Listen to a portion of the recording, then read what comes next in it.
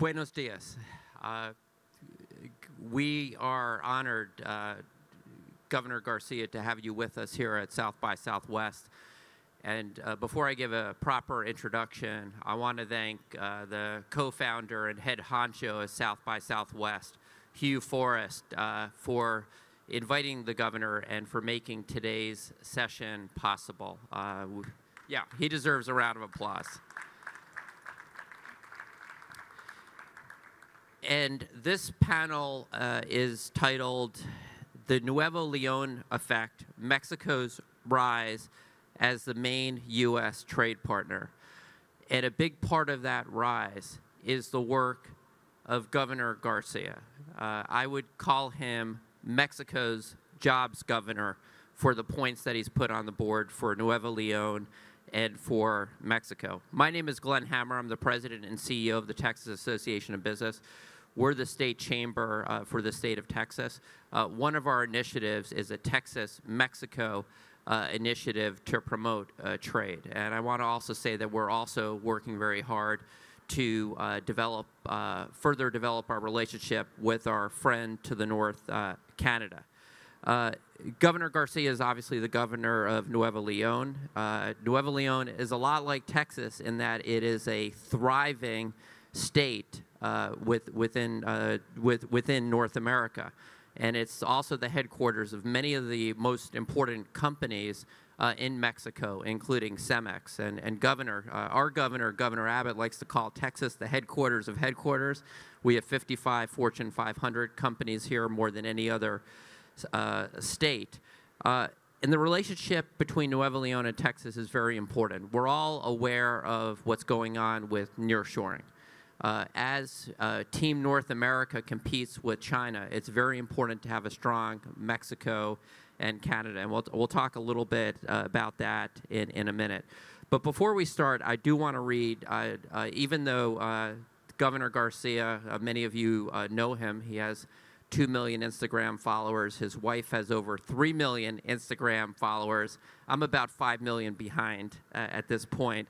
But even though many of you know his background, I'm going to quickly read it. Samuel Garcia was born in Monterrey. He studied law and finance, then has a master's degree in public law at one of the great schools, the Instituto de Tecnología y Estudios Superiores de Monterrey. I apologize, I have a 4-year Duolingo streak, but my pronunciation isn't very good. He has several doctorates. He's the founder of 3 law firms, and I believe he's also the author of several books. He was a local deputy in Nuevo León for a number of years, a senator for Nuevo León, and since October 4th, 2021, he's the governor of Nuevo León, being one of the youngest governors in the country. He's also a leader within Mexico's National Governors Association, and he has played and continues to play a key role in the U.S.-Mexico-Canada agreement, known as TEMEC, for our friends in Mexico. And so, Governor, I'm going to just jump right in. Economic development. You are known as the guy that has brought prosperity to your great state. Could you please talk a little bit about your philosophy in economic development? And welcome to Austin. Thank you. Well, good morning. It's amazing being in South by Southwest. And thanks for this warm invitation. I want to start by saying that we will have very soon a direct flight, Austin to Monterrey, with Viva Aerobus. Juan Carlos is going to be giving free tickets for everyone. For this summer. Well, the thing is that in Mexico, obviously, our laws, our constitution gives an exclusive competence for the federal government to promote Mexico. And that's why for many years, the Nuevo León governors didn't promote our state as we should. When I was a senator, we changed the constitution, and now we can promote our state, and each state in Mexico's republic can go worldwide and make these promotions. We have been flying all around the world. Our first trip was here to Austin to have a meeting with Mr. Abbott. And we have been on Korea, on China, Europe, New York, Los Angeles. And it's amazing that promoting our state, many people didn't know the advantages they can have making business in Nuevo León. Today, Nuevo León, for you to have a parameter, we are having 76% of the country's nearshoring. One state alone, Nuevo León is 4% of the territory of Mexico. One state alone is having and receiving 76% of nearshoring, and today we are making an announcement of a new project, $6 billion project, and in just 2 years of government, we have been in a record $60 billion foreign investment in Nuevo León. That's why I think many people are asking, what are you doing in Nuevo León? Why is Tesla constructing the new gigafactory in Nuevo León? Well, we will have an hour to talk about it. Governor, could you also talk about, we'll get back to Tesla and nearshoring and how we build things juntos together, but the importance of education. You have one of the world's great schools and schools, but Tec de Monterrey has a great international brand. It looks like they're looking to do more with Texas schools. Could you talk about the importance of education and degrees in attracting all of this amazing capital investment? Well, let me tell you that Nuevo León has been around 1 century the industrial city of Mexico.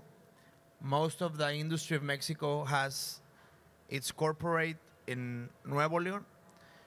We had a great leader called Eugenio García. He was the founder of many companies, but also he created the Tec de Monterrey, that it's like the MIT for the US. And since then, many private and public universities have been developing in Nuevo León. We have the best universities of America Latina in our city, and that's why we are graduating thousands of engineers, very well educated, English talking, that it's very important, systems, applications, computer, software, very skilled people. And that's why for us, it's very easy to bring companies to Nuevo León, because at least the workforce you will have is the best in Mexico. And Tec de Monterrey, it's also very well known for being actualizing the studies, the plans, and now with this electromobility hub being constructed in Nuevo León, we're towards with the universities to have new careers and new programs. Let's talk, and I've been to the Tec de Monterrey campus, and if I had any math aptitude, that's where I want to go to school next, Governor. Could you talk a little bit, I was at a trade show on electromobility. Can you talk a little bit about your vision there? Because Monterrey is really blazing a trail there like very few places on the planet. Yes. Well, I just told you that 2 years ago we come to Austin. We have a visit to the Gigafactory in Austin, Tesla's Gigafactory. And it was a very good surprise that most of the suppliers, they were from Monterrey. The glass from Vitro, the steel from Ternium, the aluminum from Nemac. Most of the suppliers of this Gigafactory were from Monterrey. That's why also it was very easy for Elon to go to Monterrey, because most of the suppliers are installed in Nuevo León. Now also the computers, quanta computers that make the brain of the cars, they are installed in Nuevo León. And we're trying to get advocacy to be a electromobility hub. We have a natural automobile corridor from Saltillo, that it's our neighbor. We're almost the same metropolitan area. From Saltillo all the way up to our border. That is also very important for you to know. Nuevo León has a border, 9-mile border. It's new, it's safe, and is the quickest in Mexico. We are crossing cargo in 5 minutes. Our neighbors are making 5-7 hours. In Nuevo León, you cross the border in 5 minutes, and is nowadays the second biggest and revenue border. So all that corridor with these new 6 highways we have constructed is making Nuevo León a very important automobile and electromobility sector for the world. Would like you to also talk about, because I want the audience here and that are watching it being live streamed to understand how modern Monterrey, San Pedro, and safe they are. My visits there, the only danger I could see in Costco, sometimes the shoppers were a little aggressive, but it is safe, it's gleaming, there's great hotels, great restaurants, great cultural amenities, and I just want the audience to understand how safe your state has become. Well, let me start by saying that maybe there's a lot of noise on the web, on the news, because unfortunately, some regions of Mexico have been having some violence. But the truth is that Mexico is very big. We are 130 million people, 32 states, and at least US information, because the embassy has a green light for Nuevo León. We are in green, that means we are safe. US recommends traveling and making business in Nuevo León. We are a very safe state and very dynamic. We have a very vibrant economy. Here is the economy secretary. He's always very proud because we have the records being broken every year. In these 2 months, we have now half the employment last year Nuevo León had. So the records of employment, of exports, of revenue, we're always growing, and I think that that's because we are safe, we have the infrastructure, we have the people, and we have obviously a government always looking forward the economy. And you have in Secretary Rivas and Emmanuel Liu, I think Emmanuel's always, he's everywhere. I think there's 3 of them. You have really a great team. And I want to dig in, you mentioned there's going to be news made today about the nonstop Viva Aerobus flight, and I can't wait to get on that flight and return to your beautiful state. Can you talk a little bit about the Port of Colombia? I know that that's been a big project, and you talked a little bit about it, but just for the audience to get a sense of the scale and the importance as nearshoring increases, it's very important that we have the roots coming in Mexico into Texas. And just for the audience to understand, 81% of the goods that are traded between Mexico and the United States by rail or train go through Texas. So increasing those arteries of trade is incredibly important. Yes. Well, Puerto Colombia, it's neighbor with Laredo, Texas. It's a virgin land. Fortunately, it's a virgin land. So we're making now the plans for being a cargo logistic hub. Imagine all these other cities in Mexico, Laredo, Matamoros, Ciudad Juárez. They have many people living in the city. And that's why there's a lot of noise of smuggling, of migration issues, etc.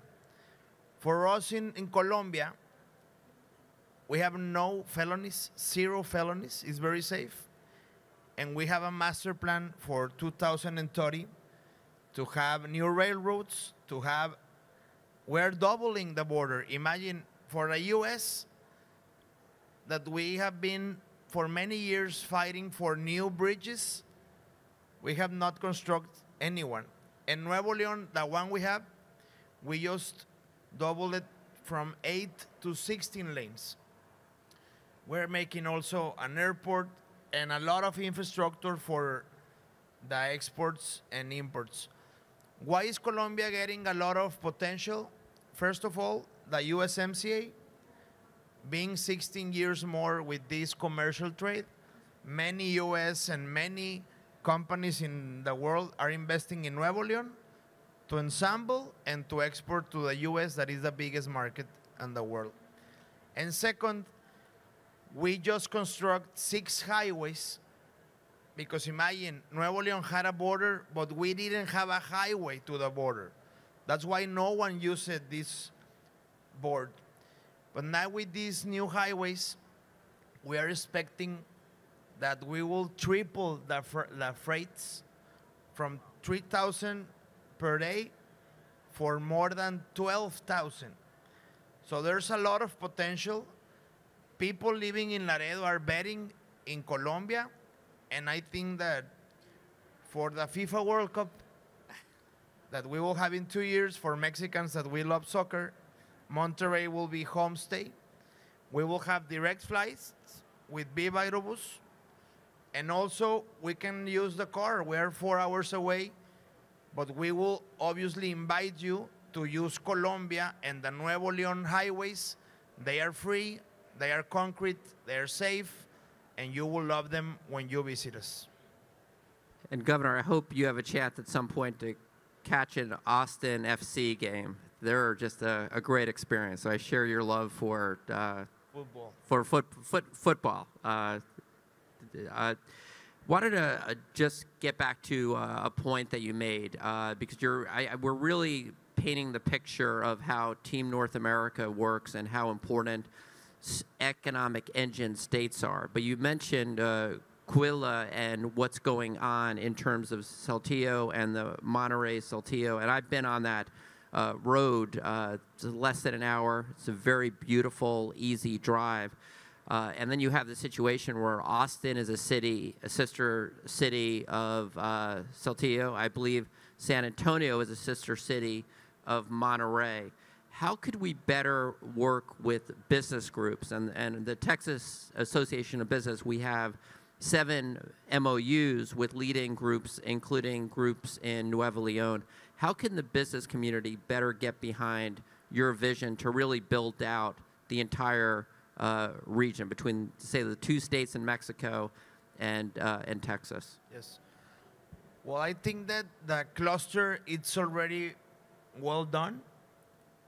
When I entered office, they always recommended me to expand the Golden Triangle, they call it, that it's Monterrey connected with Dallas and Houston, obviously Austin and San Antonio in the middle. Many of the Nuevo León companies have a factory in Texas. Many Texans are making business in Nuevo León.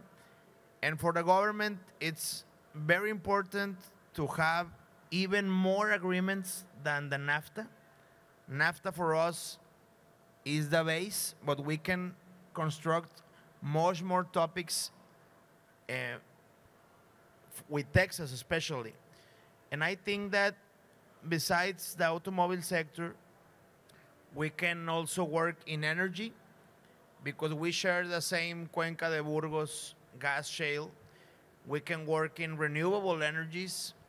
We can work in, for example, we're making a project today announcement, a new technology for cargo, move cargo with electricity all the way up from Monterrey to Laredo, Texas. Very safe, very easy, very sustainable. And I think that there are many projects that we can together work. It's not impossible for Texas and Nuevo León to be the next most important economic region in the world.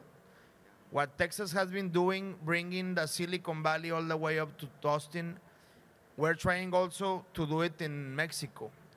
And Nuevo León is now converting in a technological hub. So if we are very close, we are neighbors, 4 hours driving, I think that we can make a lot more projects, and that's why we're here visiting Austin, visiting the mayor, visiting the governor, because there are a lot of projects that we can make in the future. 4-hour drive, 1-hour flight, and I want to thank David Zapata and Julia Muzquez from our team that help us develop the relationship with Mexico and Canada. And just to give a few other stats, the trade between Texas and Mexico is $285 billion. Mexico is far and away the top trading partner of Texas. And I'm glad to report that right now Mexico is the top trading partner of the United States. Canada is number 2, and China is number 3. And we do not want, I'm speaking for us, we do not want China to ever be number 1. We want to keep Mexico and Canada, our North American trading partners, at the top of the list. Could you talk a little bit more about the tech and venture capital scene? I've been to a few events in Monterey along those lines, and it seems to me that the VC and the tech scene are really bursting. Well, I think it's obviously the future. When Nuevo León is trying to convert in the electromobility hub, it also includes technologies. Being the electromobility hub, for example, you need a lot of chips. You need renewable energy. You need batteries. You need aerospace. If now the future is the driverless cars, you need a lot of apps, technology, satellites. And that's why Nuevo León has been receiving a lot of investment also worldwide. For example, from India, we received the 4 big technological companies of India. They are now settled in Nuevo León. Tata, TCS, etc. From Korea, we have some companies like Samsung, Hyundai, Kia, that not only came to Nuevo León, they make the biggest factory of the company in Nuevo León. Ternium, Lego, Mondelez, a lot of companies, they're making the biggest factories in Nuevo León, and with that, they also bring the corporates. Yes. So now Nuevo León, I think that it's, for many reasons, the big champion in nearshoring. And thank God, it seems this will last at least 8 to 15 years more. I cannot enter US politics, but they told me that at least if one thing unites Republicans and Democrats is fighting against China with these tariff and commercial laws. For Mexico, that's gold. It's our opportunity to get more integrated, to be more powerful in exports, and being the best partner with the US. Governor, you are correct that it does unite both parties. I want to dig in a little bit more because you mentioned Samsung, and Samsung has a huge presence in Texas, building a major new. They've been in Austin for many years, but a gleaming new factory is coming up in Taylor, Texas. So maybe we talk a little bit about those supply chains in these key areas. You talked about autos. Maybe a little bit more in aerospace and semiconductors. And I know that's something that it seems unites leaders in Mexico, in the United States, and in Canada, that we should build these important goods, whether it's vehicles or semiconductors, in a tariff-free way so that we're competitive with the rest of the world. Yes, it's very simple. Before the COVID crisis, the products being assembled in China, they last 16 weeks to get into Houston or Los Angeles port. Products being assembled in Monterey, you get them in less than 20 hours in US. So imagine the savings in wages, in diesel, in time. Obviously, for logistics, it's very logical to make business with Mexico. between Mexico, we're also having a very important competence between states. And it's very important that each state makes like its advocacy and explores new technologies and new companies. For us, having Texas as a neighbor, we know you're doing very well in the semiconductors. This investment of Samsung of, I think it's $17 billion is amazing. How can Nuevo León benefit from it? Well, we have a lot of workforce that wants to work in semiconductors technologies. We have a lot of the suppliers also for that kind of companies. And maybe for Texas, it's very comfortable also that most of the suppliers for electromobility, they are in Nuevo León. And that's why, for example, Tesla having the Gigafactory in Austin and in Monterrey will obviously generate a natural automobile corridor. I think that's the future, and we have to work in it. I'm going to switch gears a little bit because I really, the only way my daughters know I do anything is through Instagram. You have found a very unique and important way to communicate with citizens in your state and in Mexico and all over the world. How do you do it on social media? I mean, it's a modern way. You know, if I want to feel like I'm 100 years old, I read a paper in front of my daughters. How do you do it? Well, it's a new way of making politics, especially 9 years ago that I entered for a congressman election. There was this Facebook booming. So I opened my fan page and started making a lot of politics in this network.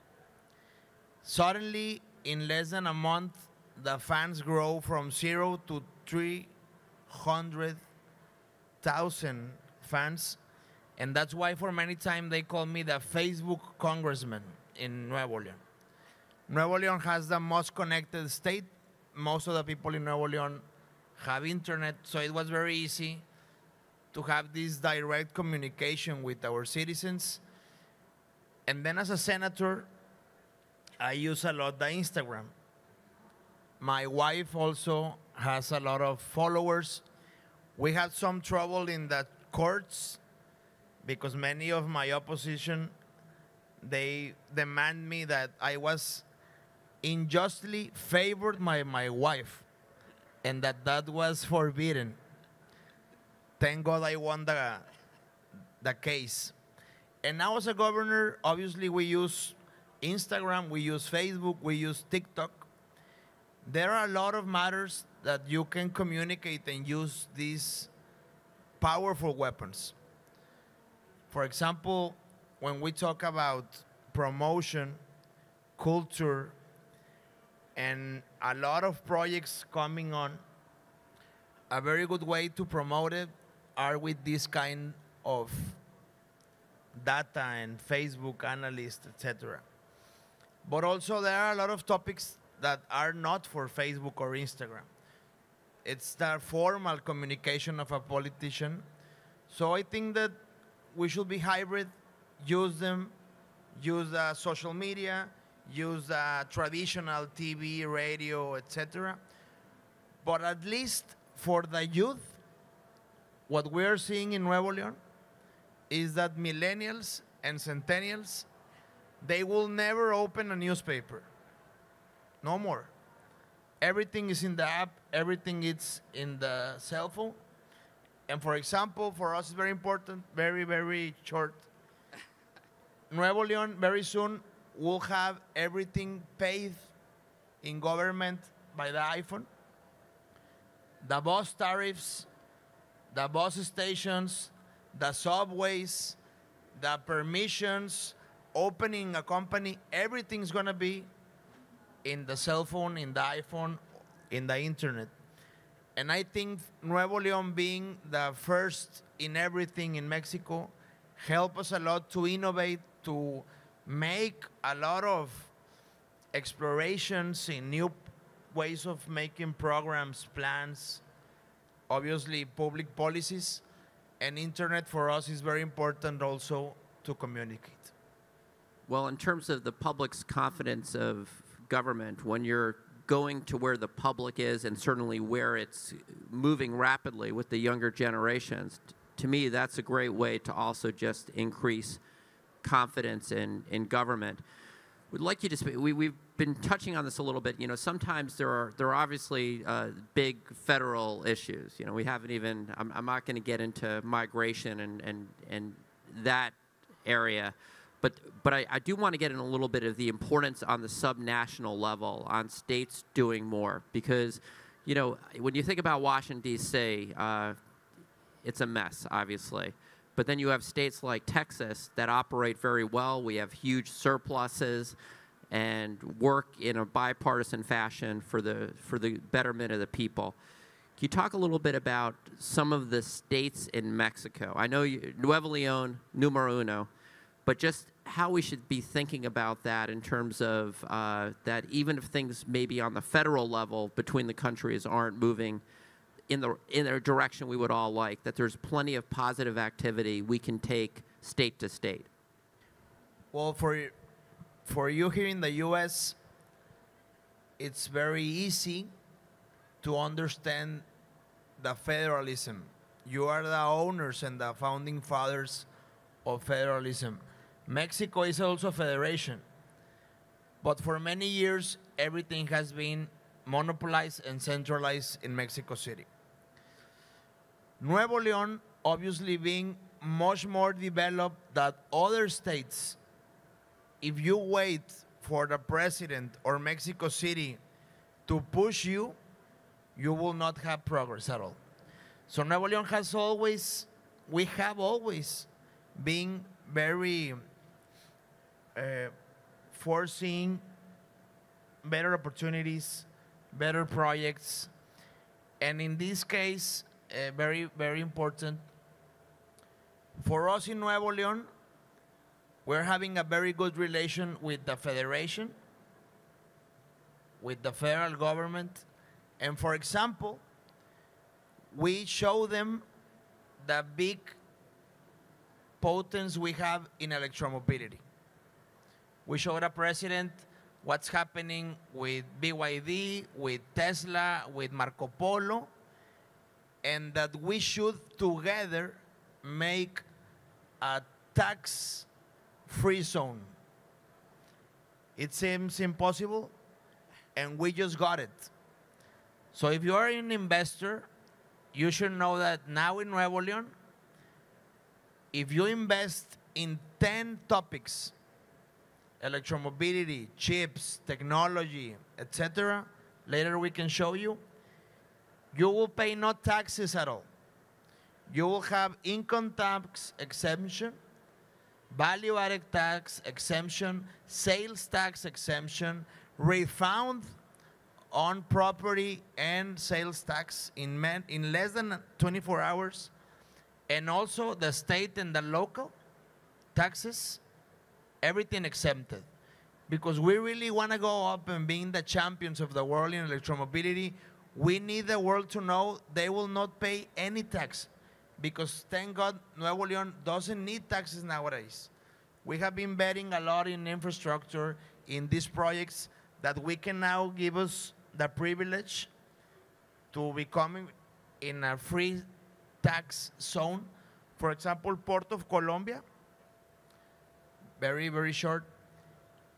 We're having some, we call polos industriales, that if you invest, you don't even need a permission because we trust on the investment. We make the permission, the paper, the legal stuff, parallel to the construction, and we're having successful cases like Quanta Computers. Quanta were in a rush because they needed to produce the computers for Tesla. In 6 months, it looks incredible. In less than 6 months, Quanta were already installed and producing the computers for Tesla. Without permission, without taxing, and obviously for us with the federal government, everyone wins because now Nuevo León has full employment, very well employment, and that's what the government wants for our people to have these projects in-house. Well, Governor, you're speaking the language called Texas.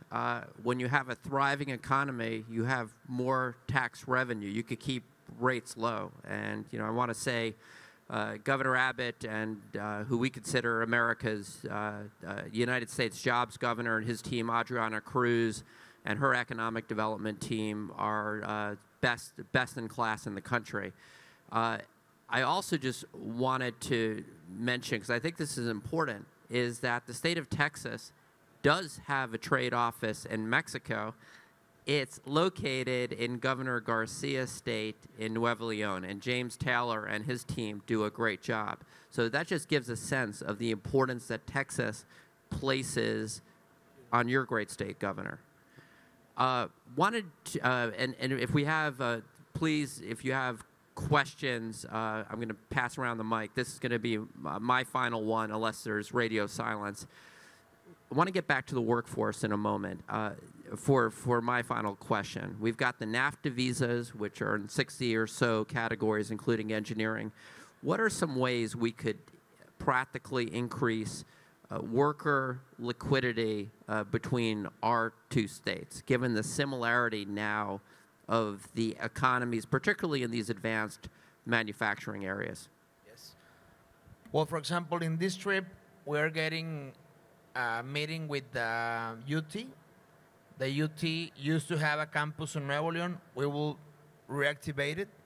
We need a lot of agreements between our universities. As you just told, we're very similar. We have the same projects. And in Nuevo León, especially in the workforce area, the people are very hardworking. Our culture and tradition in Nuevo León, since my grandfather and my dad is to work, well, indeed, my grandfather was born in Texas. My grandfather, Samuel, in Rosita, Texas. That's why we're very well connected. And I'm cowboy also. We should make bigger regional treaties. We don't have to wait for the US and Mexico to make these big, slow national agreements. Now the law in Mexico permits a state to celebrate commercial and regional agreements. So maybe it's important for Texas to construct a treaty with Tamaulipas, Nuevo León, and Coahuila. In that region, we can explore renewable energy, we can explore safety, we can explore logistics. Because if you keep everything in Washington or in Mexico City, they have much more problems. And obviously, many other problems that are not economic and making business. They have to see borders, they have to see what's happening in China, what's happening in Israel. And for the states, we don't have that troubles. So we can be more connected with these treaties. And I think the universities can be the holders, the key holders of them. What's going on right here in Austin with UT Texas is unbelievable. Texas A&M is incredible, what they're doing, engineering, space, quantum, all these areas. Sir, fire away. Thank you, Governor Garcia, and thank you, Glenn. I think that this is a dream come true. Thank you for all the energy that you're putting into connecting this region. We need to convert this Texas triangle into a green flag, and that flag will get the pole all the way through Highway 35, through the Laredos, Monterrey, and Saltillo. And this region by itself is going to be a model of what has to be done in the future as we become not only the economic powerhouse, but also the manufacturing, most sophisticated manufacturing region in the world. This is going to influence the future of the US and the future of Mexico, and people will follow. So my question here to you guys is, Monterrey, the state of Nuevo León, has the highest GDP per capita of Mexico. It's around $19,000–$20,000. The Texas one is $70,000. There's still a gap. What type of policies do we need to enact to basically get this gap closer, reduce the gap? Thank you. You're welcome. Governor, Yes. please. Well, I think that the most and fastest way is bringing these companies to Nuevo León, because they have, for compliance, pay the same worldwide. Tesla, Quanta, Kia, they mandatory have to pay the same wages. So for Mexicans and for Nuevo León people, having these companies coming, hiring our youth, and paying 4 times what we were used to, is the only way we can lower the gap you just told us with Texas. And also, I think that this corridor with I-35, it's gonna be much more strength with the 6 new highways Mexico and Nuevo León are making. Because these highways are only thinking in how we get more connected to Texas. We already finished 3 of them. We will finish in 2 years the rest. And with those highways, with the infrastructure we are making, and with these agreements with Texas, I hope very soon we reach the gap and have the same economic and labor conditions. Governor answered it very well. Sir? Thank you. Governor Glenn, it's great to have you here. Recently, a U.S. congressman said that what worries him the most, it's not that demand of nearshoring in Mexico, but if Mexico has the capacity to actually grasp all the opportunity of an investment that companies are trying and requiring, not on overall in Mexico, in infrastructure, in labor, in services. And some say this is a window of opportunity of maybe, I don't know, 3 to 5 to 7 years. What are your remarks on this? How are we trying to grasp all this demand so they can actually install and they have success on Nuevo León? Sure. Well, as it means nearshoring, it's being close, very close. So I think the opportunity is for the north states of Mexico. The nearshoring process are being very, very well connected and very close to the border. For us in Monterrey, it's very easy. We are 2 hours from the border, less than 150 miles. So I think that Mexico should invest a lot in highways, airports, and borders, the infrastructure and logistics. Nuevo León is being the champion because we have been for 20 years investing a lot in that kind of projects. So I think that for other states, neighbor states, they should start now making these big investments to really have these big expansions, and for companies, because obviously Nuevo León will not get everything. We are limited in territory and space.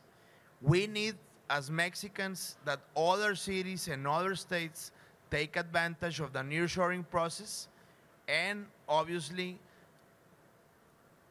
the clue is that they can't wait for the federal government. They have to work as adults and make them alone, because if you wait, you will never get the budget and neither the projects. It's clear Governor Garcia is not going to wait for anyone.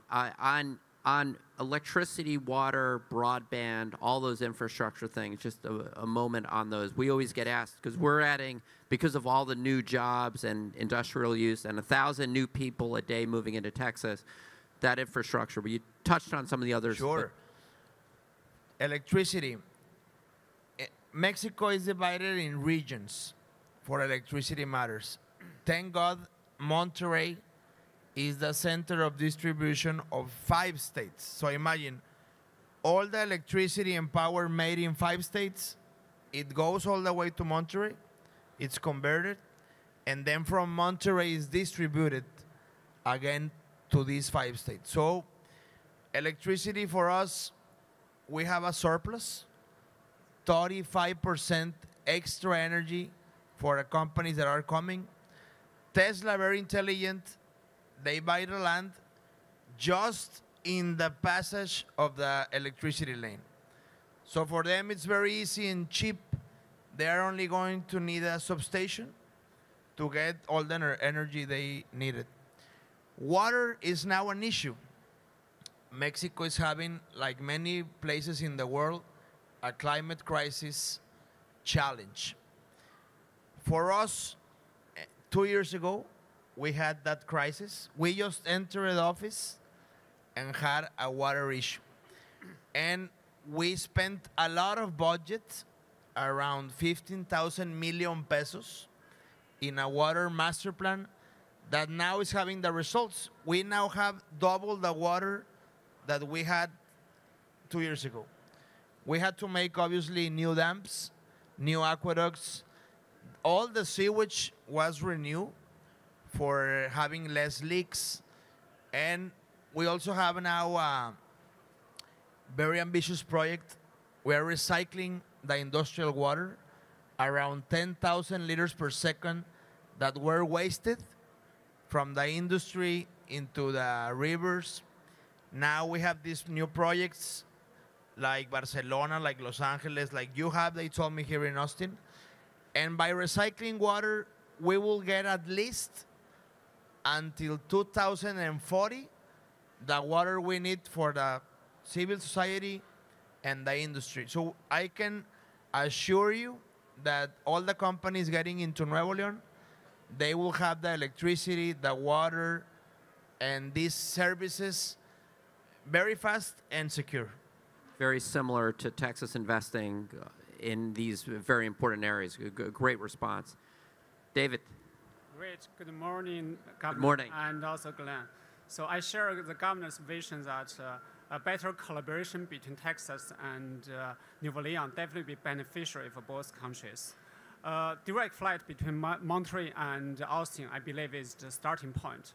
I hear rumors about railway passenger trains between Monterrey and maybe San Antonio, and also some rumors about the high-speed train solutions. Do you have any, maybe you can share some insights or planning about how massive transportation between Austin, San Antonio to Monterrey can happen next, I don't know, next 5 years, next 10 years? Thank you, Governor. Thank you. Well, that's a very popular train in Monterrey because we usually come and shop to Texas. And for many of us, it's a dream. My mom will love that train for going to shop to McAllen or to Laredo or to Austin. We appreciate the sales tax revenue. So the project, it's already planned, but we are missing the U.S. federal permission. Because we already have some projects done, but for cargo. In Nuevo León, some warehouses, we call it tubo fiscal, a tax pipeline. So everything is being revised in Monterrey. It goes by train all the way up to San Antonio, Oklahoma, and CBP and Customs and Service are comfortable. The next step is for people. So we're planning also a passenger train from Monterrey to San Antonio. There was an original plan that that train could go through Laredo, Tamaulipas. And now in Nuevo León, with this new border, we're trying to have it through Colombia, so this train does not go out of Nuevo León and go all the way up to San Antonio. The Texas Department of Transport, they know the project, and they are now making, for example, the highway to connect Port of Laredo and Colombia with I-35. I think it's a Interstate 255 highway. Now it's under construction. The project will be just around that highway. So we have it done. We need that permission. I hope the US administration approves it, and very soon, like in Europe, we can have these speed trains between Monterrey and Texas. Great question. And we have a great Texas Department of Transportation Commissioner, Bruce Buck. Next question, please. Hi, my name is Valeria. Thank you. I'm the founder of Finanzas que Valen, which is an educational platform, financial education platform for women. And I've lived like the past 8 years on and off in Monterrey, and I've seen like the huge economic development. But my question here is, what is the role of women? Like, why is it important to have an inclusive economic development gender-wise? Very important. Now, it's amazing that many of these big companies in Nuevo León, they have been directed by women. For example, in my economic council, we have a very important woman. I don't know if I can give the name. It's confidence or not? Well, one of the most important companies in Nuevo León is directed by a woman. She is helping us to make a very huge project to give the small businesses financing if they are woman-proof projects. So for Nuevo León, it's very important that we have these projects done very soon, and especially Blanca Treviño, Softex director, that's an app Softec. She has been helping us for financing new apps, new technologies, and well, here is Mari Carmen. She is the tourist secretary. Now Nuevo León has, we call it paritarian cabinet. We have more women than men, and that's why we're doing a well job. Well, you have a great tourism secretary. I saw we were on a panel in Arizona. Great question. I know you're the dad of a daughter. I have 3 daughters. Let's be quick. Speed round, sir. Yeah, I agree that in Nuevo León, people are very good at producing value with their hands. Ergo, the manufacturing companies coming into Nuevo León, and we are very hard workers. But right here in South by Southwest, what do you say to all the tech startups, all the innovation companies that are trying to go to Nuevo León and producing value more with maybe the brain through technology, through innovation? What is your message to all of the tech startups right here? Well, I will give an example. A very good friend called Poncho, he made the Newports app. It's now a unicorn. I think he studied in Stanford. He got the idea, he got the investment, and now he has the biggest unicorn in Nuevo León. It's a guy, 25-year-old, $1 billion investment, and he's very interested in Colombia port because of logistics. So truly, guys, Nuevo León is a gold land. You have everything to make a lot of money and the government to facilitate your projects.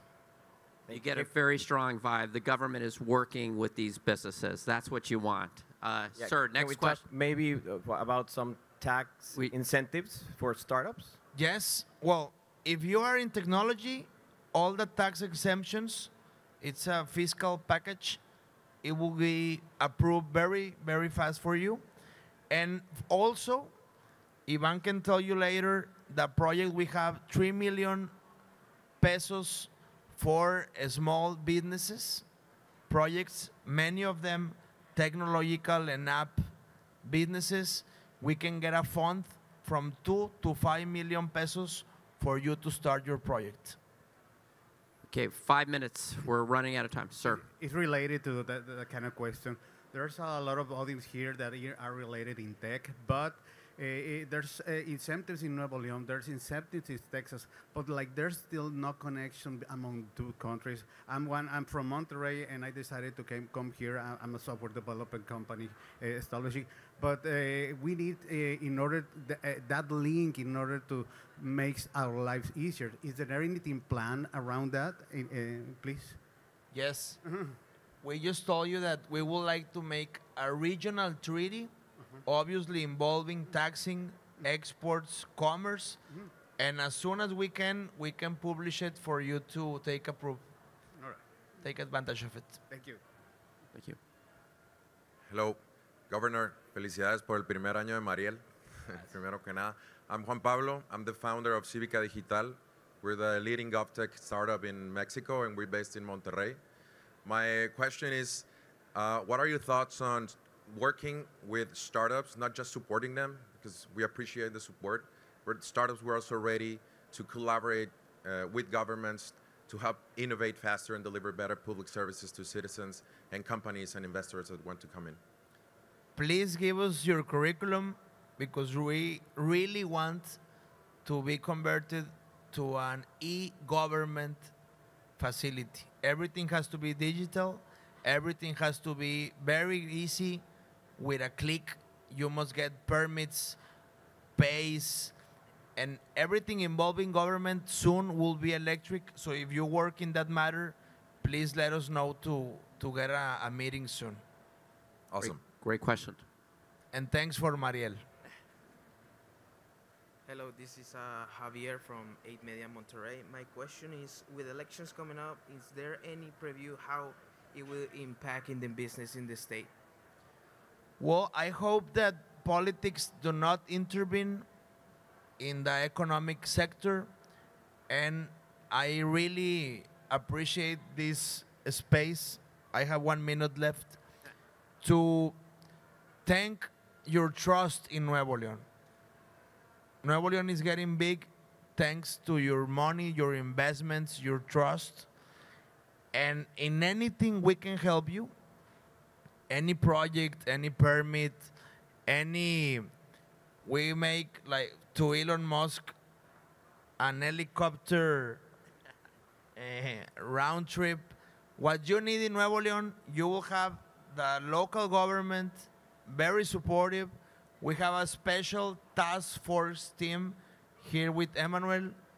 Where are you, Emmanuel? This guy is the foreign investment subsecretary, and we will really appreciate to see you very soon in Nuevo León and invest in the best place of Mexico.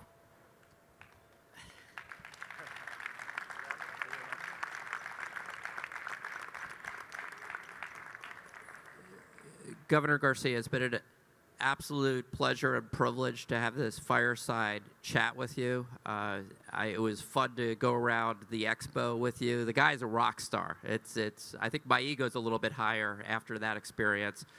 You're always welcome in Texas, and we look forward to many more meetings between the great states of Nuevo León and Texas. Thank you, Governor Garcia. Thank you. Thank you very much.